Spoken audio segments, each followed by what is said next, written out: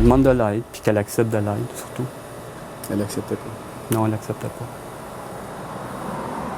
On vient d'entendre le père de la fillette de 5 ans retrouvé sans vie aux côtés de sa mère à Lac-des-Plages, en Outaouais. Des moments extrêmement douloureux en ce moment pour lui et la famille.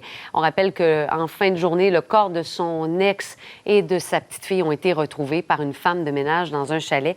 Et Marianne, la police croit qu'il s'agit d'un meurtre suivi d'un suicide.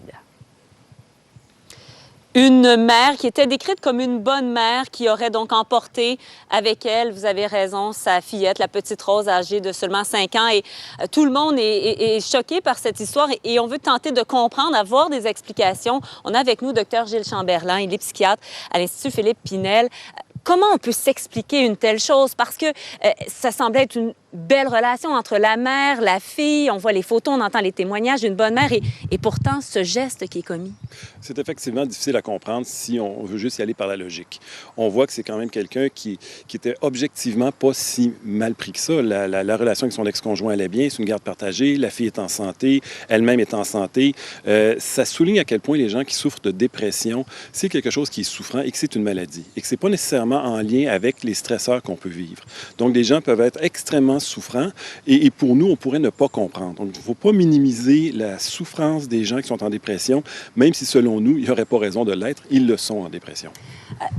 Ça prend un élément déclencheur, c'est une multitude de facteurs. Le père parle peut-être de l'entrée à la maternelle, la mère se consacrait à son enfant, l'enfant va à la maternelle, va plus chez son père. C'est sûr qu'une dépression, c'est multifactoriel. On peut hériter d'une hérédité qui fait qu'on est plus à risque d'avoir une dépression plus ou moins sévère.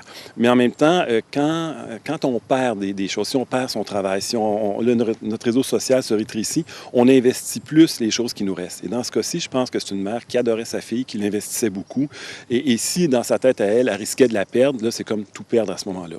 Et tout perdre, ce qui lui reste, c'est là que le désespoir peut arriver en se disant « j'ai déjà plus rien, si je perds ce qui me reste, ça vaut plus la peine de continuer. » On peut présumer que c'est le genre de raisonnement qu'elle a pu se tenir. Est-ce que ça donne pas l'impression qu'il n'y a personne qui est à l'abri, finalement, de sombrer?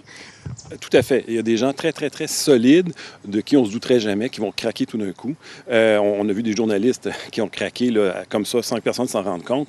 Effectivement, personne n'est à l'abri. Il ne faut pas minimiser la souffrance et ça peut arriver assez rapidement. C'est vraiment quand les gens n'ont plus d'espoir que la situation va s'améliorer que le danger est le plus grand.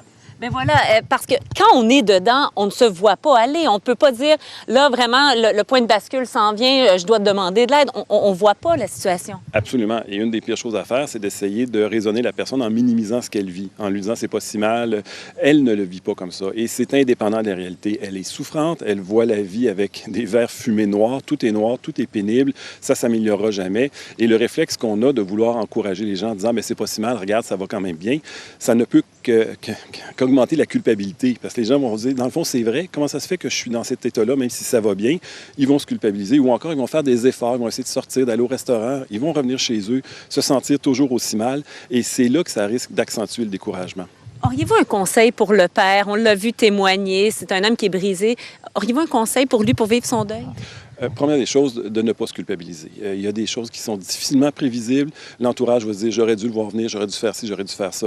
C'est parfois extrêmement difficile à prévoir. Et les gens qui veulent vraiment se suicider, souvent, ils n'en parleront pas, ils vont mûrir le projet, ils peuvent même écrire des lettres. Faut pas que l'entourage se culpabilise en se disant, j'aurais dû faire ci, j'aurais dû faire ça. C'est presque assimilable à un accident, des fois, de la façon dont ça se produit. Tout le Québec est choqué, est attristé par cette histoire-là. C'est assez rare, un infanticide par la mère, ou vous dites, on en voit quand même quelques-uns? C'est assez rare. Évidemment, il y a des infanticides alors que la mère est psychotique, est délirante. On voit ça plus souvent en bas âge. Mais des suicides élargis de la part des mères, c'est rare, mais c'est quelque chose qu'on va voir. Les mères vont projeter leur souffrance sur leur enfant, se disent, la vie est tellement difficile, il faut que je me sorte de cette vie-là, et je ne laisserai pas un enfant vivre une vie aussi difficile, surtout sans avoir de mère. Et là, le réflexe des amener, c'est quelque chose qui est connu, qu'on appelle un suicide élargi. Merci, Dr Gilles Chamberlain. D'où l'importance de rappeler justement que si à la maison, vous vivez des difficultés, il y a des gens, il y a des ressources, des gens pour vous écouter. Le 1-866 appelle, je rappelle donc cette ligne, des gens qui sont là pour vous écouter si jamais il y a des problèmes. Merci beaucoup, Marianne.